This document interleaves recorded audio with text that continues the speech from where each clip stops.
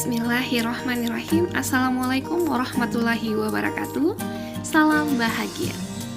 Baiklah Bapak Ibu, izinkan saya Sri Wahyuni, calon guru penggerak Angkatan 3 Kota Bontang, Kalimantan Timur, unit kerja SMP IT Darul Hikmah Bontang, untuk memberikan koneksi antar materi, kesimpulan, dan refleksi pemikiran Ki Hajar Dewantara.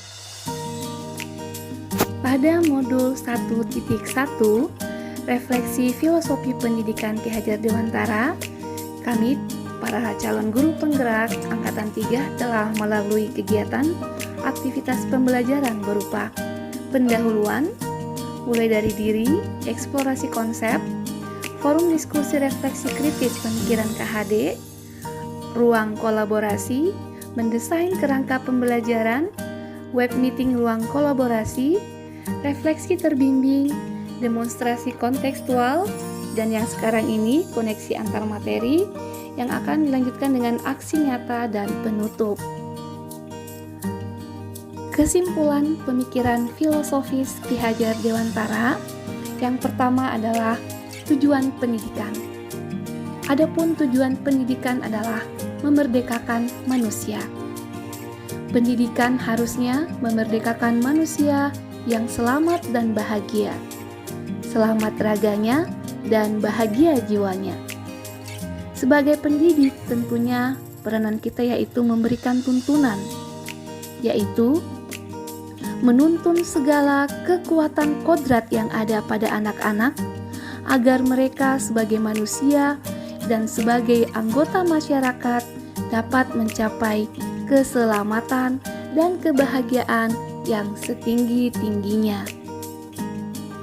Tentunya, yang kedua adalah triloka pendidik yang sering kita dengar dengan semboyan Ing ngarso sung tulodo, Ing madyo mangunkarso, tuturi handayani.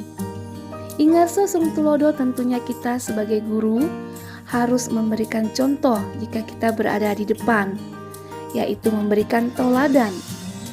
Kemudian ing madyo mangunkarso, ketika kita berada di tengah-tengah siswa kita atau murid kita harus membangun semangat, memberikan motivasi. Kemudian tuturi handayani, di belakang memberi semangat atau dorongan.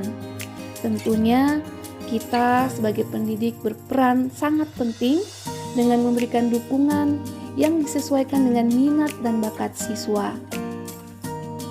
Selanjutnya yaitu asas trikon, di mana ada continue atau kontinuitas, di mana kita harus melakukan proyeksi ataupun melihat pergerakan kita dalam bergerak ke depan. Namun, dalam bergerak ke depan tersebut, dalam melakukan proses pendidikan itu, kita tidak boleh lupa akan akar nilai budaya yang hakiki dari masyarakat. Jadi kita tetap harus memperhatikan sejarah dan bergerak maju ke depan, tapi tidak boleh melupakan akar-akar atau nilai-nilai budaya yang ada dari masyarakat. Kemudian adalah konvergensi atau konvergen, di mana pendidikan harus memanusiakan manusia dan mempererat atau memperkuat nilai-nilai kemanusiaan. Nah, yang ketiga adalah konsentris. Pendidikan harus menghargai keragaman dan memerdekakan pelajar.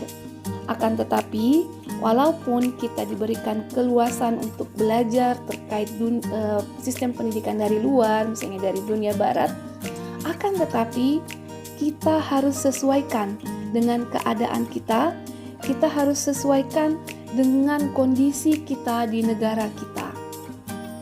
Dan yang terakhir atau yang selanjutnya adalah sistem persekolahan yang bertumpu pada 3 gagasan utama, yaitu Taman Siswa, Among, dan Pamong.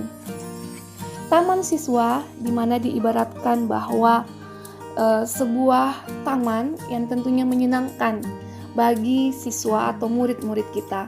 Harapan kita adalah Ketika siswa atau murid datang ke sekolah, maka dia akan merasakan kenyamanan, kebahagiaan, dan kebebasan. Sehingga harapannya dapat membimbing mereka untuk tumbuh dan berkembang, belajar sesuai keinginan dan kemampuan mereka. Selanjutnya Among menitik beratkan siswa sebagai target utama serta prioritas utama yang harus kita layani, dan kita sebagai pengajar berfungsi sebagai fasilitator yang tadi menyediakan tuntunan, kepedulian, dan kasih sayang. Nah, prinsip Among ini memegang dua prinsip dasar, yaitu kemerdekaan siswa untuk belajar. Yang kedua adalah belajar yang sesuai dengan keinginan dan kemampuan siswa yang secara alamiah terbentuk. Yang terakhir adalah pamong. Pamong dianalogikan sebagai seorang petani yang menanam padi. Nah, di sini petani ini adalah kita sebagai pendidik, di mana seorang petani tidak dapat menentukan ke arah mana padi akan tumbuh. Ya, kemudian ketika kita menanam padi, tentunya kita tidak bisa berharap yang tumbuh itu adalah jagung. Pun dengan anak-anak kita. Dalam hal ini kita sebagai pengajar, baik dalam prinsip Among atau Pamong, agar lebih memperhatikan minat, bakat, dan kemampuan siswa, serta memberikan dukungan yang diperlukan terhadap perkembangan siswa, tanpa mengurangi keinginan siswa dalam tumbuh dan berkembang. Nah, di sini tugas kita sebagai pamong tentunya mengamati, merawat, menjaga agar anak mampu berkembang, mengembangkan dirinya, bertanggung jawab, dan disiplin berdasarkan nilai-nilai yang dimiliki sesuai kodratnya. Bapak Ibu, sebagaimana kita ketahui bersama di modul 1.1 ini bahwa pendidikan itu harus menghargai keunikan, di mana setiap anak istimewa. Anak-anak hidup sesuai kodratnya masing-masing. Nah, kodrat di sini ada dua, yaitu kodrat alam dan kodrat zaman. Anak-anak hidup dan tumbuh sesuai kodratnya sendiri. Pendidik hanya dapat merawat dan menuntun tumbuhnya kodrat itu. Meskipun mengenyam ataupun bersekolah atau memperoleh pendidikan di tempat yang sama dan dididik oleh guru yang sama, tentunya setiap murid punya jalannya sendiri-sendiri. Setiap murid punya kelebihan dan kekurangan masing-masing. Dan dalam pencapaiannya kita tidak bisa memaksakan bahwa murid kita harus seperti ini, karena pada dasarnya mereka sudah punya kodrat masing-masing. Tugas kita sekali lagi hanya menuntun. Bagaimana kita menuntun murid-murid kita untuk tumbuh sesuai dengan kodratnya, sehingga dapat mencapai apa yang dicita-citakannya. Seperti itu. Pada modul 1.1 ini, kita juga memperoleh informasi terkait profil pelajar Pancasila, di mana tujuan utama Merdeka Belajar adalah pelajar Indonesia merupakan pelajar sepanjang hayat yang memiliki kompetensi global dan berperilaku sesuai dengan nilai-nilai Pancasila. Ada 6 profil pelajar Pancasila, yaitu beriman, bertakwa kepada Tuhan Yang Maha Esa dan berakhlak mulia. Yang kedua, berkebinekaan global. Yang ketiga, gotong royong. Yang keempat, mandiri. Yang kelima, bernalar kritis. Dan yang keenam adalah kreatif. Refleksi. Apa yang saya percaya tentang murid dan pembelajaran di kelas sebelum saya mempelajari modul 1.1 adalah setiap murid harus dapat memiliki capaian akademik sesuai dengan KKM yang ada di sekolah. Ya, tentu saja hal ini menjadi prioritas utama terkait sekolah kami adalah sekolah swasta. Nah, salah satu keunggulannya adalah akademik, sehingga fokus utama itu bagaimana murid-murid dapat mencapai nilai KKM. Karena ketika siswa tidak mencapai nilai KKM, maka itu adalah tanggung jawab kita sebagai seorang gurunya, seperti itu. Nah, itu yang saya lakukan atau yang saya percaya sebelum saya mempelajari modul 1.1 ini. Apa yang berubah dari pemikiran atau perilaku saya setelah mempelajari modul ini? Yang pertama, tentunya saya lebih semangat dan percaya diri dalam menerapkan ilmu pendidikan sesuai dengan pemikiran filosofis Ki Hajar Dewantara. Jika dulunya saya sebagai pendidik akan berjuang keras bagaimana agar murid dapat mencapai nilai KKM, segala cara dan metode saya lakukan. Ya, tak jarang mungkin di tengah-tengah proses itu sedikit menyalahkan siswa yang tidak bisa mencapai nilai KKM. Nah, setelah mempelajari modul ini kemudian saya tersadar bahwa kalaupun nilai itu penting buat anak didik, akan tetapi pengalaman belajar yang menyenangkan itu jauh lebih penting. Sehingga fokus kita bukan pada nilai, akan tetapi bagaimana kita menuntun anak untuk berhasil dalam pembelajaran tanpa mengesampingkan minat dan bakat mereka.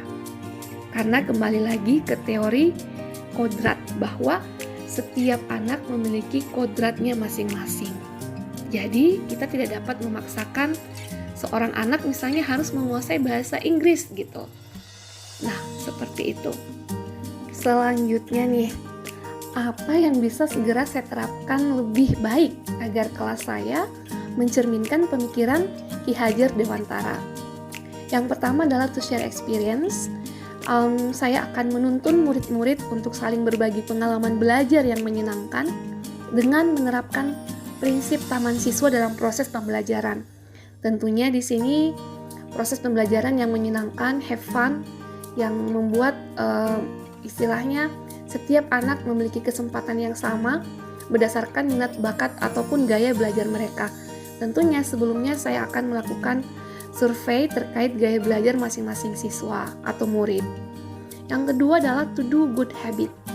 Saya akan mendesain pembelajaran yang di dalamnya ada kegiatan pembiasaan baik yang secara rutin dilakukan pada setiap pembelajaran sehingga dapat terbentuk budaya yang baik serta melahirkan murid yang mencerminkan profil belajar Pancasila. Nah, ini mungkin dulunya memang kita sudah lakukan, akan tetapi setelah ini kita akan melakukan secara rutin pada setiap proses pembelajaran. Baiklah Bapak Ibu, sebagai penutup saya ingin mengutip beberapa informasi dari YouTube, dari literatur yang saya baca, artikel-artikel yang ada bahwa pendidikan itu holistik dan seimbang. Tentunya kesempurnaan budi pekerti membawa murid pada kebijaksanaan. Budi pekerti di sini sendiri terdiri dari dua, budi dan pekerti. Budi meliputi cipta, pikiran, ya bagaimana menajamkan pikiran, kemudian termasuk dalamnya rasa, perasaan, bagaimana menghaluskan perasaan, dan karsa atau kemauan, bagaimana kita memperkuat kemauan. Dan pekerti sendiri lebih kepada raga, tenaga, sehingga semuanya harus seimbang. Pendidikan dan pendidik harus memandang anak dengan rasa hormat, bebas dari segala ikatan, dengan suci hati mendekati sang anak, tidak untuk meminta sesuatu hak, tapi berhamba pada sang anak. Ini dapat kita lihat di dalam karya Ki Hajar Dewantara, Pendidikan halaman 382. Ya, tentunya harus kita aplikasikan dalam dunia pendidikan kita, bahwa kita harus berhamba pada sang anak ini.